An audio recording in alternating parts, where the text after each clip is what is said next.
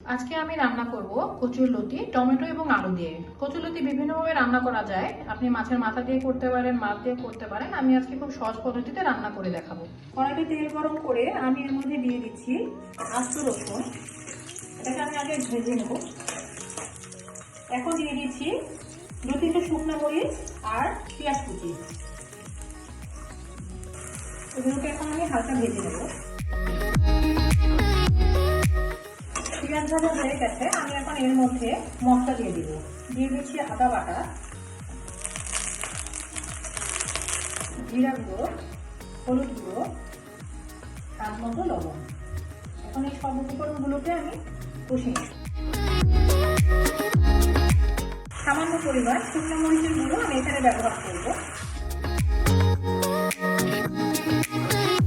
মশলা কষানো হয়ে গেছে, আমি এর মধ্যে এখন কেটে রাখা আলু টুকরোগুলো দিয়ে দিচ্ছি।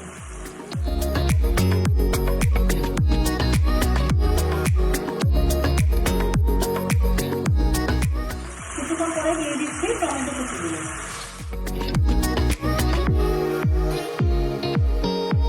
সামান্য জল দিয়ে আমি এখন এটাকে কিছুক্ষণ ঢেকে রান্না করে নেব।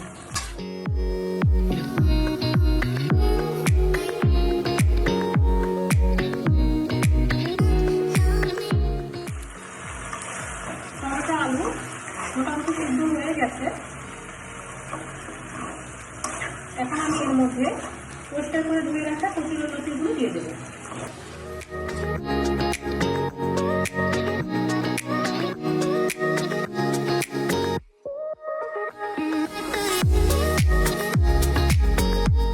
এটাকে কিছুক্ষণ ভেজে রান্না করে দেবো।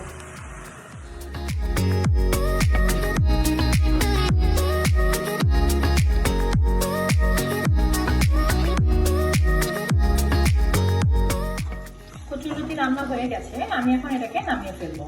খুব সহজ পদ্ধতিতে তৈরি হয়ে গেল কচুরলতি রান্না। আমার রেসিপিটি যদি আপনাদের ভালো লেগে থাকে কাইন্ডলি ফলো করে সাথেই থাকবেন। ধন্যবাদ।